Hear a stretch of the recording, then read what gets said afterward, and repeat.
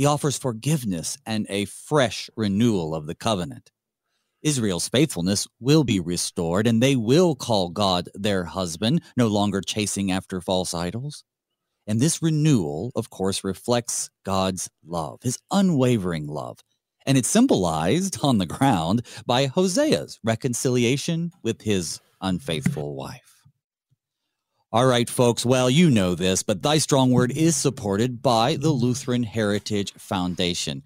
Now, you know what? I don't throw these promos out because I have to for some reason. I am not only very grateful to LHF for their underwriting of the program, but I generally love the ministry that they do. For no cost at all, they will help you get publications, Christian publications like the Small Catechism, Bible storybooks for children, or one of 100 other resources, hundreds of other resources. They're going to get those to you in the languages of the people that you're serving. That's amazing. So if you want to learn more about what they do, visit them online at lhfmissions.com.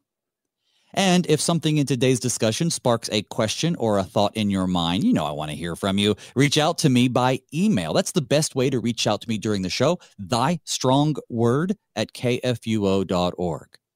And more casually, you can find me, if you want to keep the conversation going, you can find me on X at Pastor Booe or on Facebook. I'm still there as Phil Booe. All right, my guest for this morning, he comes on the show every now and then. It's the Reverend John Lukomski. Here every month. He's the co-host of Wrestling with the Basics on KFUO on the weekends. But brother, welcome back. I'm always happy to have you on. Yeah, glad to be talking to you again. A fellow Minnesotan up here in God's country with beautiful weather. So yeah. It is amazing right now. You cannot get better weather. Problem is, though, school has started back up. And, the last 2 days, I don't know. I've just been wrestling with my kids here to get them to go to school. I don't know. They're both smart. They both like it. I don't know. I guess I didn't like school when I was a kid either. It's tough. Yeah, that's what my daughter actually was complaining about her daughter not wanting to go to school. And she said, I always liked school. And I said, but, sweetheart, you were weird. you need to realize that, most kids don't. They don't like to go to school. But, that's the problem. Isn't that so sad? The weather's beautiful and now they're stuck in school. But I know, that's what made me think of it. I would be like them. I'd be like, I don't want to go to school either, but here I am. I'm sitting inside. But you know what? Sometimes you have to do things that you don't like because they're important. And you know what? Sometimes that even applies to reading the Bible. Some people say, well, I just find reading the Bible to be just so difficult and it's hard to understand. Well, there's lots of tips that can help you. But even if you struggle a little bit, being in the Word is something that is always going to pay off, even if you kind of have to bite your lips a little bit. And that's what we're going to do today. We're talking about Hosea. It has been one negative, judgmental thing after the other from a place of God's jealousy, his righteousness, but he doesn't leave them in despair. So I think we actually get a nice gospel text today. Oh yeah, you gave me the better text. I don't know who you had on the first chapter, but like you said, that was just one judgment after the other. And what's cool about this text is there's no transition. It's like boom, all of a sudden it's all changed. It's all different right from the get-go. Although here's my question to you. Mm-hmm. So my wife, we're doing Isaiah in our morning devotions. And a lot of the same stuff in Isaiah, you get judgment, and then all of a sudden, here's God promising his forgiveness and his restoration. But what had occurred to me is in Isaiah, that actually happens because, of course, he's talking to the people there in the southern kingdom in Judah, and they're going to be, surrounded by the Assyrians. They're going to be besieged, and yet God will prevail. In fact, God will send his angels and literally kill hundreds of thousands of Assyrians. The people in Judah, Jerusalem won't even raise a finger, and God will deliver them. But it dawned on me, God's making all these promises. This is to the northern kingdom that Hosea is speaking. This is to Israel. Mm-hmm. And it won't happen.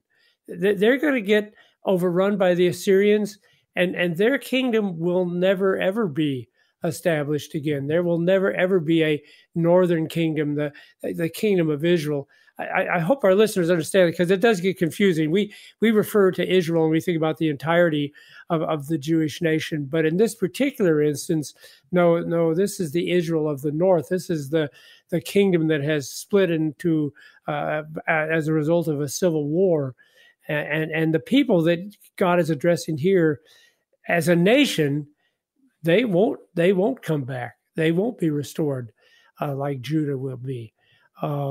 So you almost have to think that Hosea is not really specifically speaking about those people, but he's speaking about what's going to happen in the future, and speaking about us, I suppose, that these are the things God's going to do for us.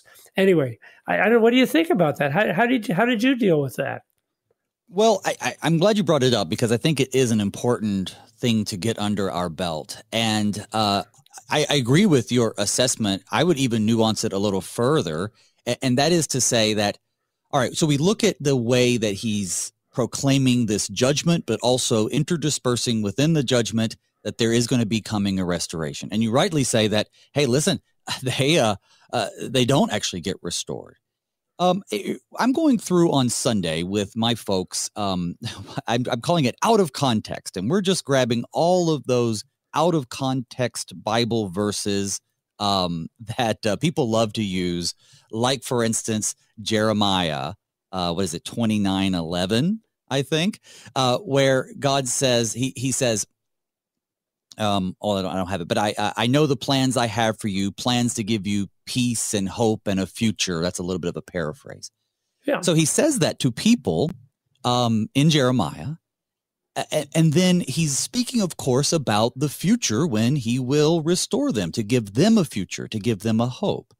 And I tell the folks, listen, these look great on T-shirts and mugs and inspirational calendars, but unless you are the exiled Israelites in Babylon, that verse really doesn't have anything directly to do with you. But at the same time, it doesn't really have anything directly to do with the people he's saying it to either. Because when he says this to them, I know the future I have for you, a message. It's a message of hope, a message of prosperity. He's saying it to people who he's also told that they basically will die in exile, because he will visit them in 70 years. So most of the people hearing the message of hope and a future and plans are people for whom they will never see the fruit of those plans. So when we take that verse out of context and say, oh yeah, God has a plan for me and he's got my whole life mapped out so I don't have to worry, that's a misuse of that text. But in the same way, the people he's speaking to, I don't think they think of it as individuals. I think that they think of it far more as a people. They're overjoyed, not necessarily because they themselves will escape exile, but the people of God will escape exile. So heading back to what you were saying, yes, Hosea's up there proclaiming to Israelites that they need to repent, that basically the time has come, that they will be no more. But all of the talk of hope isn't for them as an individual nation, or certainly not as individual people, but as the people of God. So when God says, I'm going to give you hope in Jeremiah, but even here, when he talks about there being this future restoration, absolutely, that restoration comes partially when he actually releases them from exile, but it becomes in its fullest, most ultimate form when Jesus comes. And now the people of Israel, not the nation that was in division against Judah, certainly not the modern nation state of Israel, but Israel, as in the people of God, have indeed been restored, released not from exile to the Babylonians, but from bondage to sin. And so, yes, the long way of saying I agree with you. So I really like the point you made there about those words of Jeremiah to the people who won't ever see that fulfilled, because, like you said, they'll die in Babylon. Even as the people that Hosea is addressing, they won't see this restoration. Rather, they will see Assyria come in and just wipe them out. That'll be the end of it. But what I like about that is because this is how we experience life. I too get concerned about the people say, oh, just have enough faith and everything will work out just the way you want it. And I'm thinking, I don't know what world you live in, But the world I live in, ultimately, no, things don't work out the way I want them. I've already lost one wife, okay? And now that we're both in our 70s, I realize, yeah, this is not going to end happily. I hope it doesn't happen soon. I hope we have another 20 years. But no, in the end, we're going to die. That's what's going to happen. But see, to me, that's what I love these promises, because it's the reminder that that's not the end of stuff. If we weren't a Christian, sure. Well, then I don't know. It's just hopeless. But as Christians, we understand, oh, yeah, there is another kingdom prepared for us. There is a restoration. And it'll be so wonderful and so great. It'll make what we thought was good and blessed here, we'll realize, oh, that really wasn't anything at all. So I really appreciate that business that you said about Jeremiah, because I'm thinking that's pretty much the situation it is. Here and now, we probably won't see but that doesn't mean we won't see it. It just means it's not going to be here in this sinful world. And so then don't get frustrated with the problems and the trials and getting old. That's just what happens. But all the promises God has made still remain true. Yeah, and your illustration of that is right on point, right? So if we had our way, we wouldn't die, right? No. I mean, if I had my way, Jesus would come back before the end of the show. And I love being here and I love being on the show, but, I think all Christians are just ready. But at the same time, things don't happen the way we want if we have enough faith, but things will always happen the way God wants. So does God have all of our lives planned out? I actually do not believe that's the case. At the same time, he does have our future planned out. And the future is that we will be with him. So yeah, you want to be with the Lord. I want to be with the Lord, but neither one of us want to die. But that might be what happens before we get to see that fulfillment. Again, unless the Lord returns. So same thing here. Yeah, you're right. We're talking. He's talking to folks who, many of them have literally turned their hearts against the Lord. So they're not even really thinking like that's not fair. They really have just rejected God. But the future is that God is going to be just fine. In fact, his people are going to be just fine. And it's the same with the church. I was sharing with the elders last night, or maybe it was my Bible study. No, it was my Bible study. But anyway, I was talking with folks, and I said, I got in a little trouble at my first congregation. I was fresh out of sim, and I was preaching a sermon, and I just said in passing that that our congregation is not promised to last forever. We were 140 years old, but still, and very healthy, but still. And I said the LCMS is not promised to last forever. But at the same time, God's church will last forever. It does take a few different forms over the world as people strive to be faithful. I think we're in that group right now, but God's not worried about the success of his church. And that's what he's saying to these people. He's not concerned with the success of his people. He's going to provide for them. The question really on the table is, do you want to be there when he redeems you? And I don't mean necessarily when he redeems them from slavery, but that is when you meet him face to face, is he going to recognize you as one of his own? And that's what I think Hosea is laying down. So what you just said touches me personally, because as a retired guy, I don't have a church anymore, but they call you in to come and preach at various places. And so there's two churches here up in Minnesota. You may even be aware of them, Owatonna and Redeemer Owatonna. And then there's a little church in Kilkenny. I don't know how we got a bunch of Irish people in the middle of Minnesota, but yeah. And I've had the sad news this last month of finding out that I won't be preaching at those two churches next summer because they're both closing. The one will probably close the 1st of January, and the other will be closed sometime within the next year. But it's just what you said. When I get to my final chance to preach to them, I need to remind them, okay, well, yeah, your building here, your history is coming to an end. And that's really sad because people love their churches. And I know the people are sad there already. I can see that. But the thing is, like you said, no, the kingdom is not over with. The kingdom will continue. You go someplace else, the same Lord Jesus, the same supper, the same word of forgiveness, the angels and archangels and all the hosts of heaven, they'll still be there. That's the thing we need to remember. Like you said, God's going to do what he wants to do, and it's good. It'll be good, So, yeah. You know what it kind of reminds me of a little bit? And you're right. By the way, I got in trouble because the elders came into my office and were like, you can't say that kind of stuff. And, they had just, they kind of thought I was just trashing the congregation. And I understand that. I don't hold it against them. But no, that's not what I was saying. What I was saying is just what you're saying. It is devastating when a congregation closes, just as it's devastating when we lose a spouse or we ourselves face the end. But it's kind of like when a king dies. What do they say? The king is dead. Long live the king.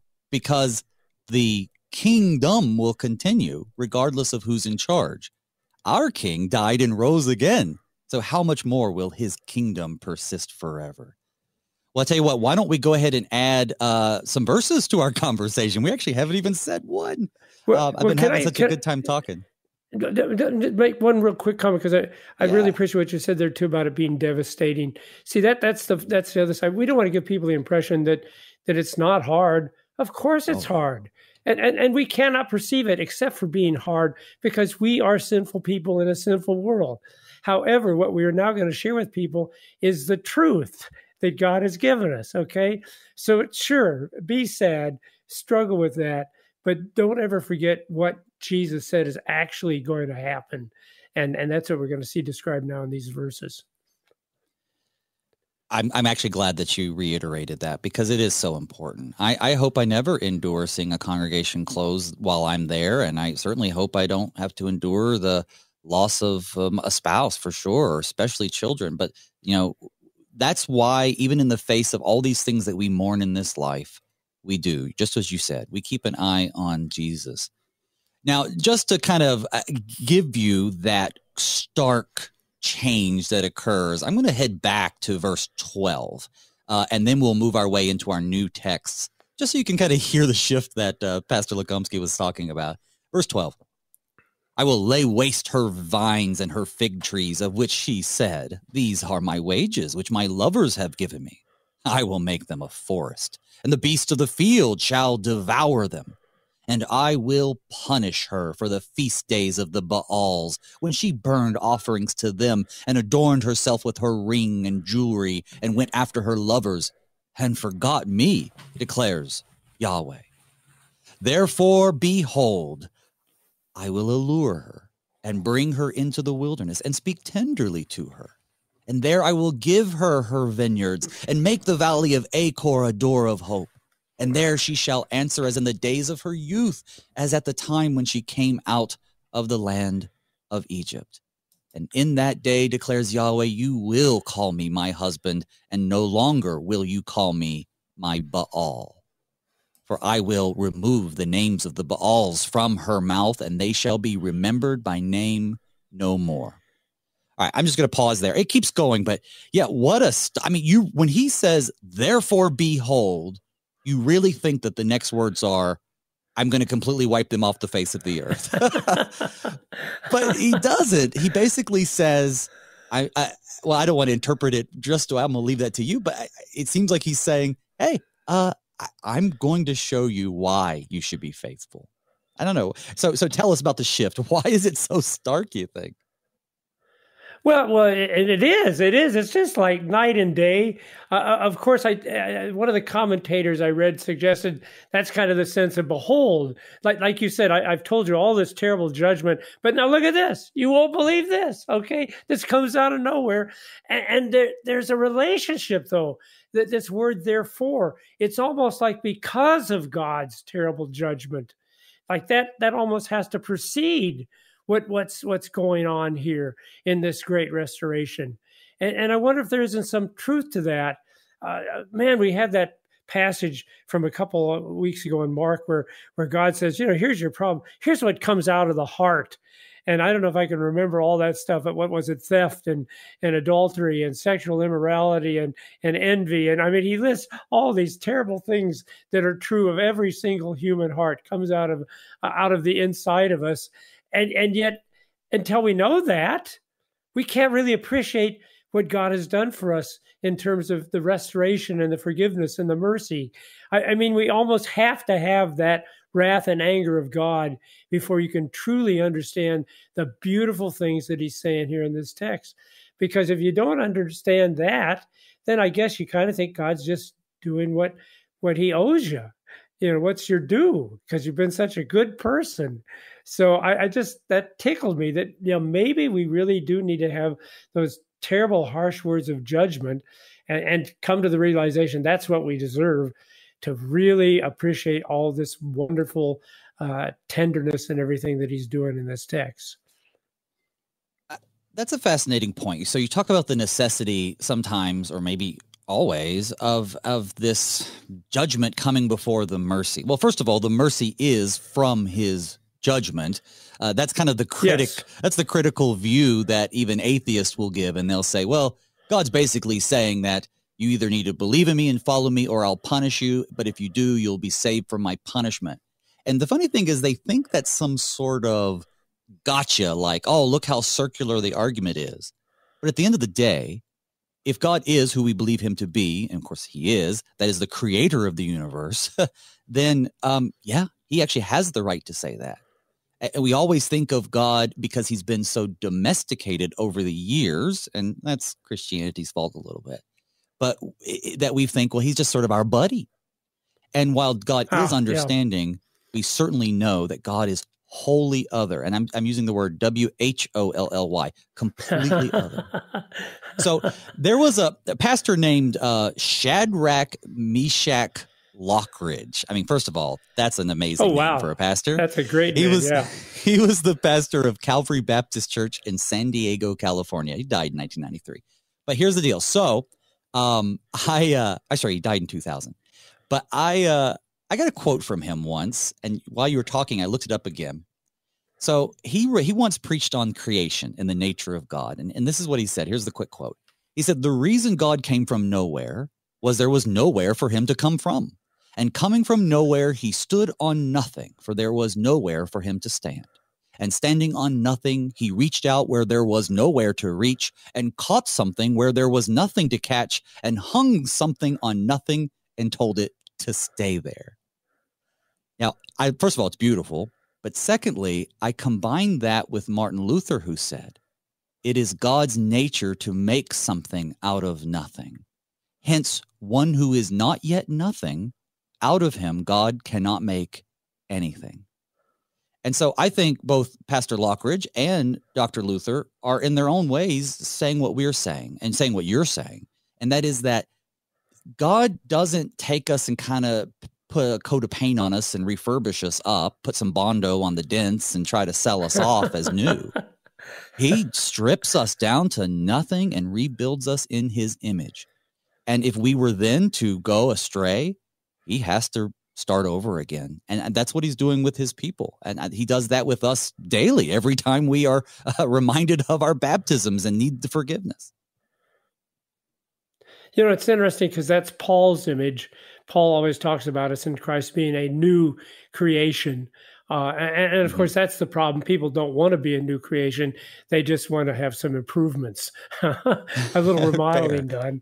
But of course, no, trust me, it's rotten down to the wood, that we have to scrap it and start from scratch, which of course is what happens with Jesus Christ. And I'm thinking as I look over these verses, it occurs to me that's kind of what's happening here, because we start with this image of a wilderness, and yet in the wilderness, he's going to have these vineyards. Well, how does that happen? Wildernesses don't have vineyards, but there again, there's that God you're talking about who starts with nothing and brings everything about. And Luther commented on those verses and said, see, that's to remind us it has to be of faith. You can't... Mm-hmm. There's no logic reason to assume that something like this would happen, that a God of wrath and anger who justly condemns you will instead allure you and speak tenderly. No, that just has to be believed, which of course is where we're at every day of our lives. There's so many religions out there that want to prove, but no, you cannot prove the love of God. Oh, I mean, there's plenty of proofs. I look around right now in Minnesota, and we have all kinds of greenness and beautiful weather, and it's just. But I also know I'm leaving here. I'm leaving here because Pastor Booe, in just a few months, it's going to be cold and nasty. That's what it's going to be. So does that mean God doesn't love Minnesota anymore? I'm going south, back to St. Louis. Oh, well, come on. That's not South. I mean, hey, I love St. Louis, right? We're in St. Louis now, but I come on. No, I know. If I did go to family, Arizona, I'd go Florida, down to Florida, Texas, Arizona. Absolutely. Absolutely. I do have a question for you, love though. St. Louis. Go ahead. So this, I didn't realize this until right before the show started. Okay. But apparently he says, therefore, behold, I will allure her. And it turns out that the word allure actually is usually a negative word. It's the word for when someone's enticed to things they shouldn't be enticed to. It's usually associated with people that are foolish, and therefore they're susceptible to being scammed. Why do you think that God chose that word to describe what he... Now the next business about speak tenderly to her, which literally means to speak from the heart. Yeah, that I really appreciate. But I wonder why the Holy Spirit chose to use that word allure her. Any thoughts? I do have some thoughts. I mean, I'm just thinking them now. I didn't catch that when I was reading it. I didn't either. The Hebrew is related to the idea of being simple, like simple-minded. Yep. So you're right. Yep. There's a negative connotation to this idea that one who can be deceived. And so here's why I think. So if that's the case, if this is a word used often to talk about those who are simple-minded and easily led astray, I think he's using it as a hinge for the reality that you've been led astray in this direction.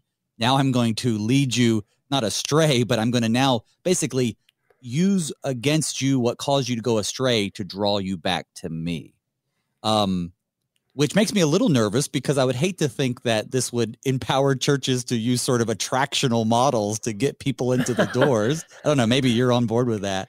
But there is something to this idea that, like, God, and we say this as Christians too, God's will for us, our faith, even the duties and responsibilities of our faith that might sometimes be hard, those things aren't bad things. It's wonderful. And they're actually, even amidst the difficulties of living out of faith in this world, there are so many beautiful, wonderful things. So if one is easily allured, as they seem to have been to the Baals, I think that's maybe why he's saying, I'm going to allure you back. Maybe that's the use of the language. But gosh, I don't know. That's just off my cuff. What do you think? Well, that's actually the same thought I had, that it does reflect, like you said, that you're dealing with simple people. And I really like the way you said that. So yeah, you were simple people and you got sucked in by the Baals, which of course is beyond simplicity. It's just stupid. Didn't it ever dawn on you that they weren't doing anything for you after that long history of everything that God has done for you? A reference here back in the wilderness, how he freed you from Egypt and all that. It is interesting that the word that is used here for simplicity, it's not the same word, though, for foolish. It's almost like the Bible makes a difference between the fool, who I suggest somebody who actually should know what's right and wrong, and yet he refuses to do what he knows is right and wrong. Okay, so he knows better, and yet he doesn't act on what he knows. Whereas this word is more like Paul. Paul said, God gave me mercy because I didn't really know what I was doing. Or Jesus prays, Father, forgive them, for they do not know. I think that's more the sense here. These people, they really were dumb. They really did think there were Baals, but now God's going to show them what it really should be. And they're open to that. I don't know. It was just strange.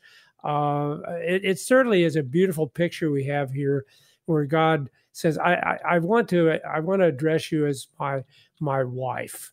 I want to treat you that way. And so, yeah, allure, speak tenderly, give her gifts, vineyards and all that stuff.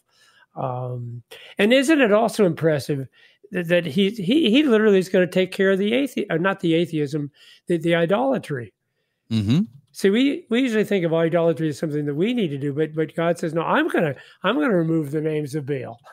When I'm done with you, you won't be worshiping any other false gods. Why? Because you're so good and you've made you're simpletons. You can't make that choice. But I'm gonna see that that's what happens. Yeah. Yep. So I think, he's luring them back. Well, I'll tell you what, what's alluring me right now is the clock and the board operators. They're like, hey, we need to go to break. So that's what we're going to do, folks. We'll head to break when we come back. Pastor Lukomski and I will be right back into this topic in Hosea chapter 2. We'll see you on the other side.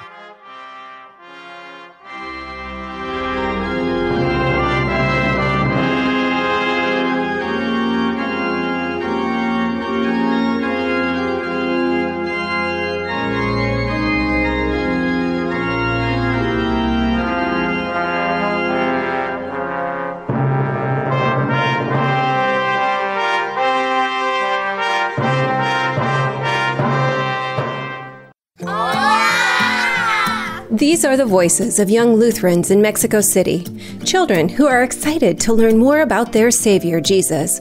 But they need our help because good Lutheran books for kids in the Spanish language are in short supply in Mexico. To learn how you can help tell Spanish-speaking kids everywhere about Jesus in a language they can understand, go to the Lutheran Heritage Foundation website at lhfmissions.org/Juan 316.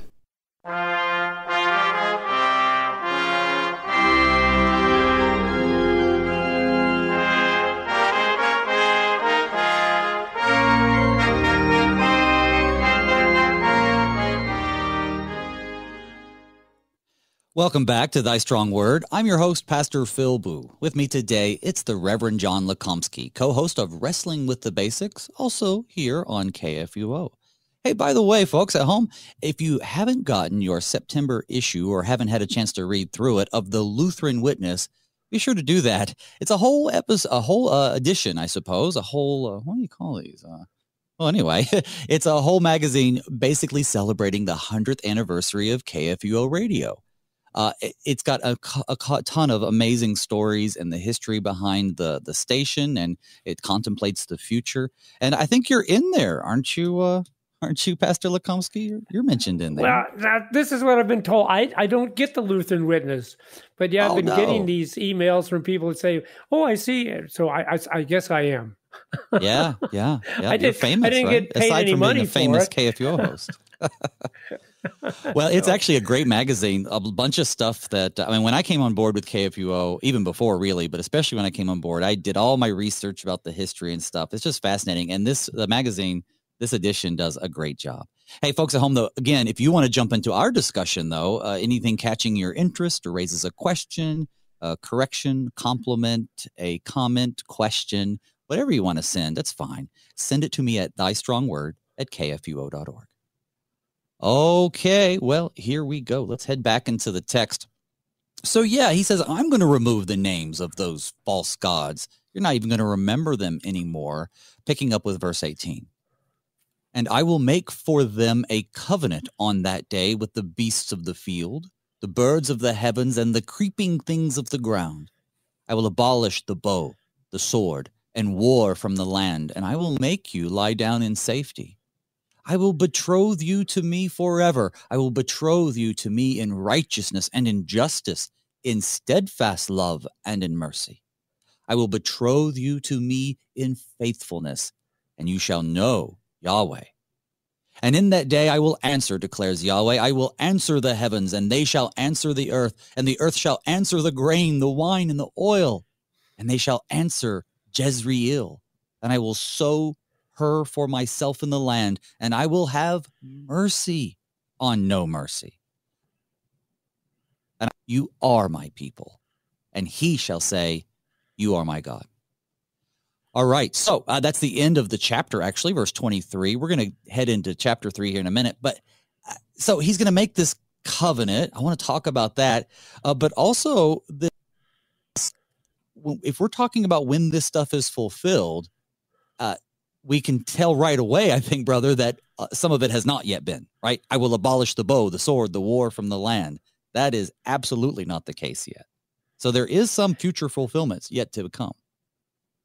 Right, and we see this, the same thing in Isaiah and the other prophets, and definitely we're talking about something that, like you said, that even you and I haven't experienced yet, although it's begun. It's begun. Everything he's talking about here began when Jesus Christ was born as a little babe in the manger, moved forward as he's he ministered and healed and preached the word, and of course, in his suffering and death and resurrection and his ascension. But it's still more to come, because, like you said, we don't have peace now. The animals and we aren't getting along. The mosquitoes still bite us up here in Minnesota. But that's so nice to know. This is what's ahead. This is what's coming, especially since he began by saying he was going to take us out in the wilderness. So I think we need to remember that at this point, we're in the wilderness, okay? Yeah. But again, we know what happens at the end of the wilderness. You get to the promised land. That's been the picture. That's the pattern all along. And you know what's really, and we don't have the time to do this, but you know this because you did the first chapters and everything. Essentially, each one of these verses is a reversal of what you heard in the first chapter, isn't it? Every one, there was a curse, there was a judgment, and now every one of these things is being turned over. Yeah, it's very powerful. You know, we wonder, like, why this whole making Hosea name his children Jezreel and no mercy and not my people, and it's for this. You know, it's that same language of tearing down to rebuild. And so I will have mercy on no mercy and say to not my people, you are my people. And he shall say, you are my God. So, you know, we have the parallel with Gomer and Hosea and his children. But of course, the subject is the people of God. And the people of God are more broad than the people that are on the ground who receive this message contemporaneously in real time. With that said, too, you know, a lot of folks say, well, this restoration, right? And then this beating the plowshares kind of language that we also get from Isaiah. That's heaven, but, you know, that's supposed to take place in the land of Israel right now. And the problem with that is that is not the promised land. It was part of the land promised to the people, but that promised land was pointing forward to the greater promised land. And so I just say that for those who might be a little maybe confused or possibly even misled, that somehow the temple has to be rebuilt or the place around where we call Israel today has to somehow come back into use for God. It'd be wonderful, but that's not the case. Well, see, that's the thing. That was all because God comes down to earth. I mean, that's the remarkable thing we've got to start off with. If I were God, I'd just sit up in the heavens and I don't know, throw a few lightning bolts down, some thunder, right? Maybe every once in a while rain some manna or whatever. But I wouldn't want to get down and dirty, you know. But see, that's the thing. The whole plan was that God would actually come here on earth. From the very beginning, that was the design. And that means he has to involve human people, human nations. And he did that. He had a nation of Israel, and he miraculously preserved them. They should have been wiped out ages ago, but he miraculously preserved them because he had to have this child of his, this son of his, born in Bethlehem. That's what he promised. He always keeps his word. He never lies. He had to suffer and die there in Jerusalem again because that's what the prophets had said was going to happen. But see, once that was done, then there's nothing special about Jerusalem anymore. And in fact, Jesus says, you know, this is all going to get destroyed because its purpose has been accomplished. So no, you're right. We don't need a temple again because Jesus is the temple. That's what he says. I am the temple. I am where God dwells. So I agree with you. It's unfortunate that people think that somehow there has to be these physical manifestations. But the fact of the matter is, everything that needs to be done has been done. We're just waiting for Jesus Christ to come back, and all of this described here will be fulfilled. So I don't know what else to say. You're just wasting your time if you think that somehow has to be an earthly Israel. In fact, see, well, we'll get to that promise where he says you're going to have the king. They're going to come back to King David, but there is no King David anymore. It's not like King David is going to be resurrected from the dead, but he's talking about the one who is King of Kings, who does call an earthly king his ancestor, David, but that's Jesus Christ. So, yeah. Yeah, there's a reason why while Jesus was walking the earth, that it was significant that, say, people would call him the son of David. That isn't just sort of a nice phrase that'd be kind of polite to say. That was a recognition of just what you said. And likewise, we have here, and we've wrestled with it already, that Gomer and Hosea are kind of living this out in real life. But we all live this out. Back in, or forward really, in Ephesians 5, Paul says, wives, submit to your husbands as to the Lord. And then he says, husbands, love your wives as Christ loved the church. And we have all the wonderful teaching that comes from those properly understood. But then 29 of Ephesians 5, he says, for no one ever hated his own flesh, but nourishes it and cherishes it, just as the Lord does the church. So the Lord cherishes the church. The church is his people. That's what we see. For we are members of his body, of his flesh, and of his bones. And then he quotes, for this reason a man shall leave his father and his mother and be joined to his wife, and the two shall become one flesh. And we're thinking, okay, that's great. And then he says that famous passage that throws everything on its head. This is a great mystery. I speak concerning Christ and the church. So back to this marriage talk. I will betroth you to me forever. I will betroth you to me in righteousness and justice and steadfast love. God is married to his people, and he's our groom, our husband. We are his wife. That's the language he's been using, but he's doing all the work. Let's be honest. He's doing all the work, but he's keeping us faithful too. And so that's why we see this, even in a marriage, as you know, Pastor, having not only been married, but counsel others in their marriage, it's sometimes extremely, extremely hard and painful. And if you haven't experienced that, that's wonderful. But if you do, just hang in there. And that's what's going on here. There is a lot of pain in the marriage, but God's eternal faithfulness is what he's using to allure them back to him. So one of the points, I read Luther's writings on this, and one of the things that he said that struck me is he says, I'm gonna make a covenant on that day. By the way, that phrase, anytime in the Bible you see on that day or in that day, that's all messianic talk, right? That's stuff that's yet to come.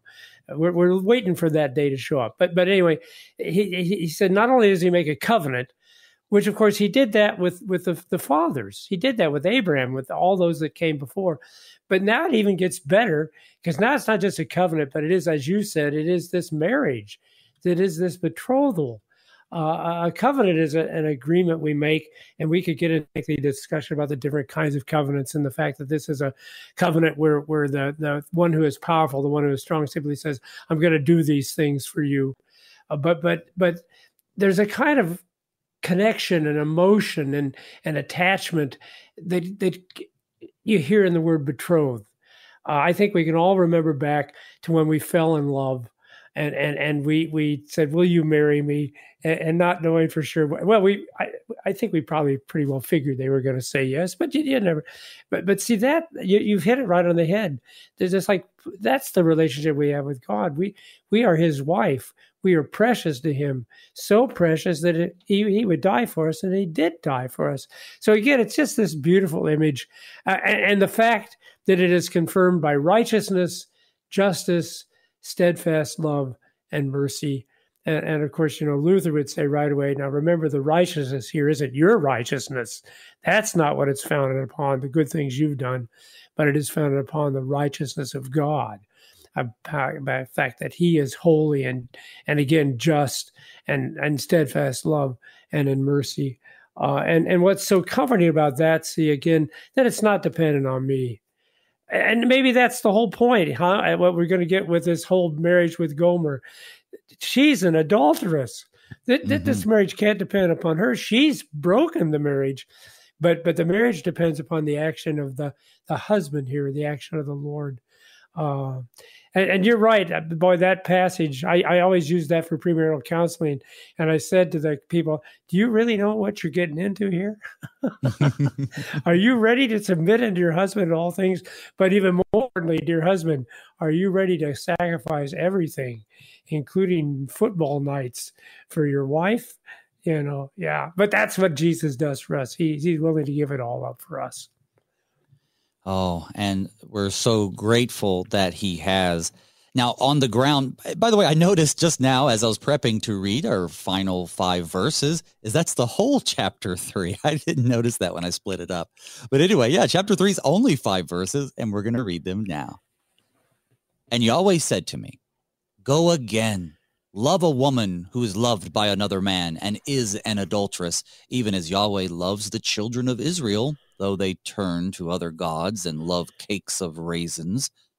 So I bought her for 15 shekels of silver," says Hosea, "and a homer and a lethek of barley.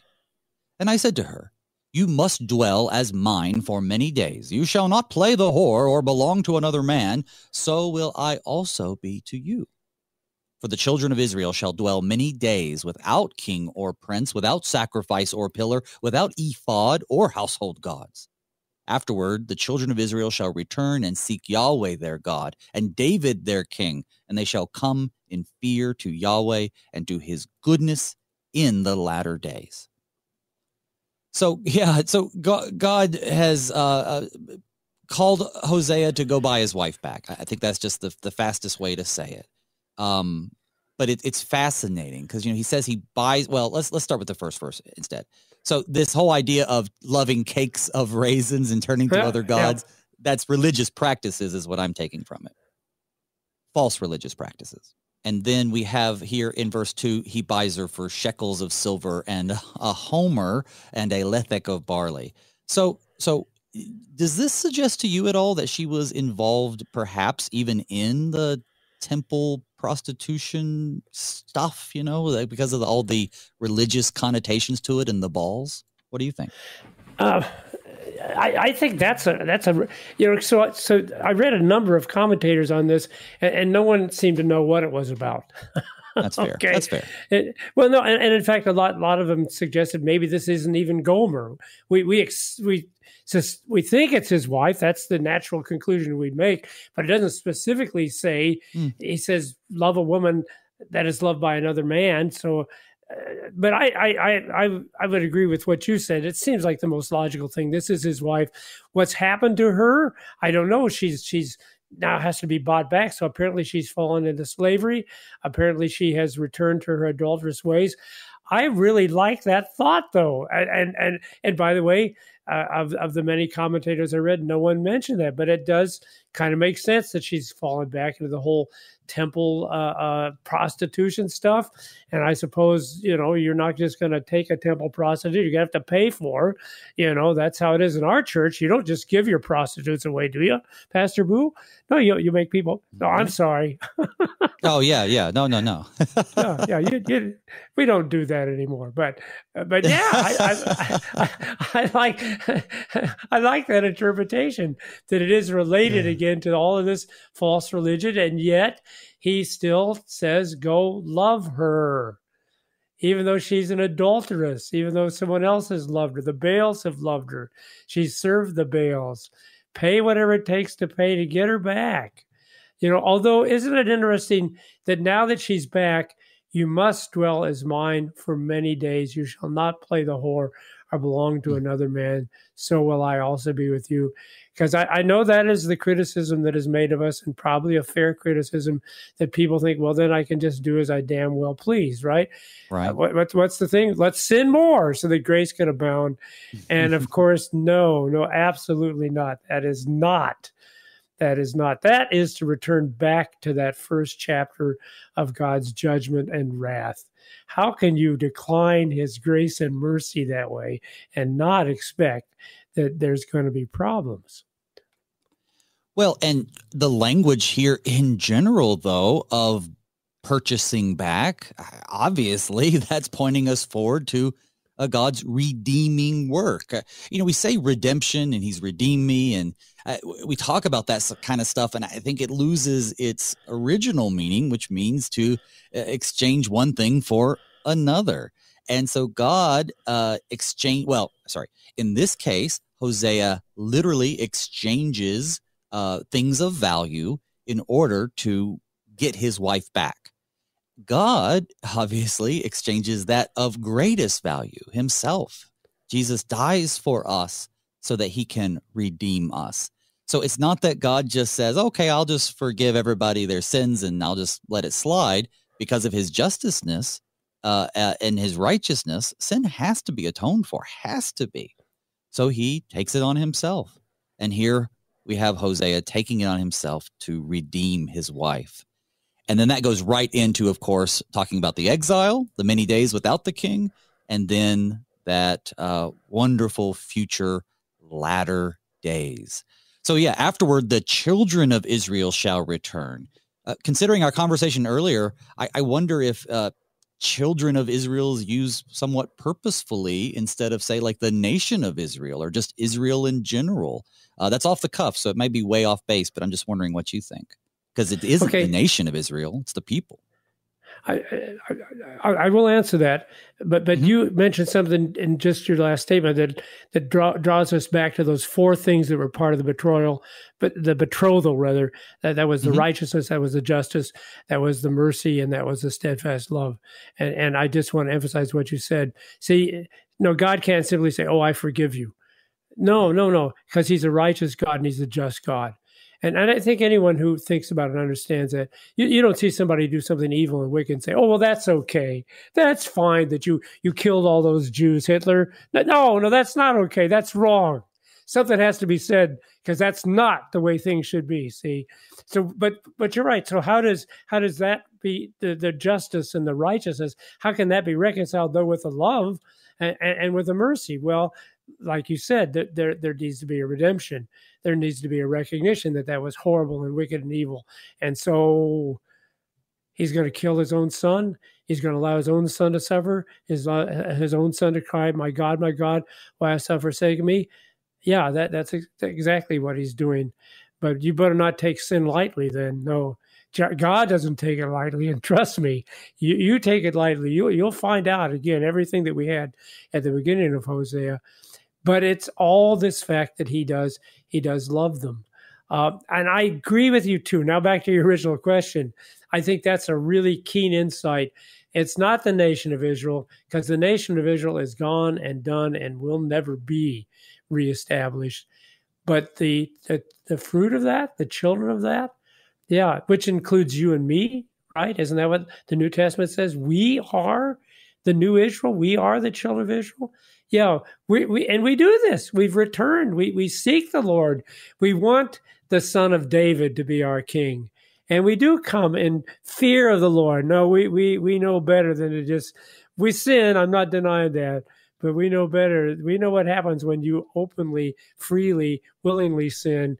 We've seen the consequences of that, and then we have, like you say, the goodness, not here and now, but in the latter days.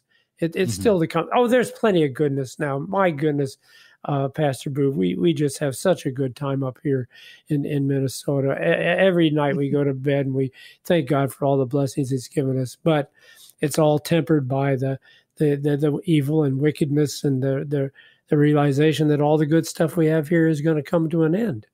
Right. But not in the latter days. That'll be theirs. All those blessings will be for us eternally. Latter days, help define that real quick because we only have a minute left. But in this case, latter days, you're seeing this as perhaps new heavens and new earth language. And I say that because some people think that we're in the latter days, meaning those days leading up to the end. I think in the context of this, I would lean more towards new heavens and new earth, but I'm curious what you think before we go. Yeah, no, I would agree with you there too. I mean, we are in the later days, in fact, that everything's accomplished. But I think this particular phrase, I'd have to look up and see what it actually is in the Hebrew there. But no, this is definitely talking about, as you pointed out earlier, that we still have war. We still have problems with animals and all that stuff. No, all this stuff obviously is something that lies ahead in the new heaven and the new earth, as you said. Indeed. Well, folks, that's going to wrap it up for us today. I'd like to thank my guest this morning, the Reverend John Lukomski, co-host of Wrestling with the Basics on KFUO Radio. You can find that on Saturday mornings, but also at kfuo.org/Wrestling with the Basics. All right. Well, that's going to wrap us up. If Thank you, brother, so much for being on the show. Thank you. Can't wait to have you on again. Yeah, thanks, brother. All right, folks, that's it. Until tomorrow, we're going to continue with chapter 4 tomorrow. But until then, may God's peace and blessings be with all of you as we all pray together. Father, keep us in thy strong word.